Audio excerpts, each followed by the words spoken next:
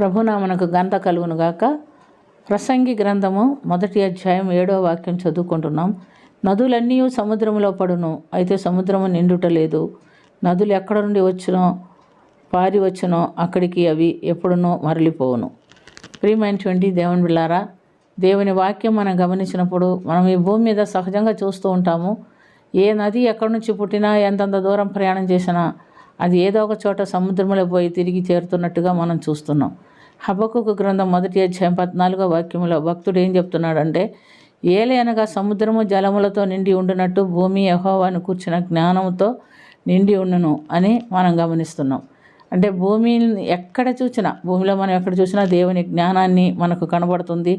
దేవుని జ్ఞానాన్ని గురించి మనం తెలుసుకునేదానికి అందరికీ తెలుసుకోలేరు. ఆయన భయభక్తులు గలవారు ఆయన జ్ఞానాన్ని గురించి తెలుసుకునేదానికి దేవుడు సహాయము చేస్తాడని మనం చూస్తున్నాం. దేవుడు యెషయా గ్రంథంలో 55వ అధ్యాయంలో 10-11 వాక్యంలో ఏం చెప్తున్నదంటే, దేవుని గమనిస్తే, వర్షమును హిమమును ఆకాశము నుండి వచ్చి అక్కడికి ఏలాగ మరలక భూమిని తడిపి విత్తువానికి విత్తనమును భుజించువానికి ఆహారమును కలుగుటకై అది చిగుర్చి వర్ధిల్లునట్టు చేయునో, అలాగే నా నోట నుండి వచ్చి వచనము ఉండును నిష్ఫలముగా మరలక నా యొద్దకు మరలక అది నాకు అనుకూలమైన దానిని నెరవేర్చును, నేను పంపిన కార్యము సఫలం చేయును అని దేవుని వాక్యములో మనం చూస్తున్నాం. అంటే ఈ వర్షమును హిమమును దేనితో పోల్చి చెప్తున్నారంటే, తన దేవుని వాక్కును పోల్చి చెప్తున్నారు. దేవుని వాక్కు ప్రకటించబడినప్పుడు ఖచ్చితంగా అది ప్రకటించబడుతుంది. అందులో ఎవరో కొందరైనా విని తప్పకుండా దేవుని మేలు పొందుతారు అని అంటున్నాడు. ఆకాశం నుంచి వర్షం పడితే అది తిరిగి మళ్ళీ ఆకాశంలోనికి వెళ్ళిపోవట్లేదు. అది భూమిని తడుపుతుంది, భూమి మీద పడి భూమిని తడుపుతుంది.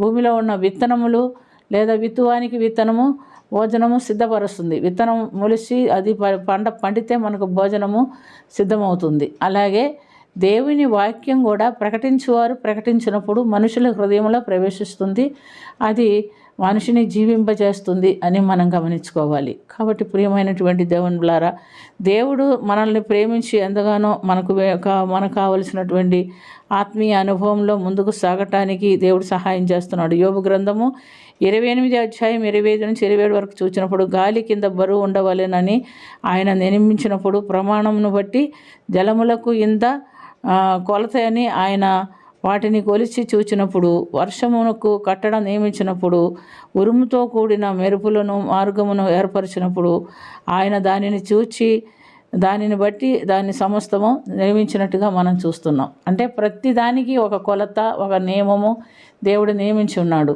నిజంగా ఆశ్చర్యకరమైనటువంటి విషయం ఏంటంటే, నది వచ్చి సముద్రంలో పడుతుంది, ఎంత నీరు వచ్చినా సముద్రం నిండిపోవట్లేదు, అది పొంగి పొరలటం లేదు. సముద్రమునకు పొలిమేరలు కూడా దేవుడు ఏర్పరచున్నాడు. అదేమో కట్టడ ఎలా నియమించాడంటే ఇసుక తెన్నులు మాత్రమే, దానికి ఏం పెద్ద గోడ కట్టలేదు. లేకపోతే ఇవన్నీ కూడా దేవుని యొక్క నోటి మాటకు లోబడి పని చేస్తున్నది. కానీ నోటి మాటకు లోబడకుండా ఉండేవారు ఎవరు? మానవులు మాత్రమే. మనుషులు దేవుని మాట్లాడుతున్నప్పటికీ, వాక్యం ప్రకటించబడుతున్నప్పటికీ ఎన్నో చోట్ల మనకు దేవుని వాక్యం అందుబాటులో ఉంది. కానీ అది విని దాన్ని అనుసరించి ఆత్మీయ జీవితమును సరిచేసుకొని నిత్య నరకాగ్ని నుండి తప్పించుకోవాలనే తలంపు మానవునికి కలగటలేదు. ఎంతోమంది ఆ మాటకి, దేవుని మాటకు లోబడకుండా నిత్య నరకాగ్నికి వారసులైపోతున్నారు. అలాంటి శాపగ్రస్తమైన బ్రతుకులో మనం ఉండకుండా ఉండినట్లు ప్రకృతిలోని ప్రతి దాన్ని చూసి మనం తెలుసుకోవాలి. ఇవన్నీ కూడా దేవునికి లోబడుతున్నాయి కదా, మనం ఎందుకు దేవునికి లోబడటలేదు, ఎందుకు ఆయన వాక్కులు అనుసరించి మనం జీవించట్లేదని మనం ఆలోచన చేసుకొని మన ఆత్మీయ జీవితాలను మనం సరి చేసుకోవాలని ప్రసంగి గ్రంథంలో మనతో మాట్లాడుతున్నాడు. ప్రార్థన చేసుకుందాం.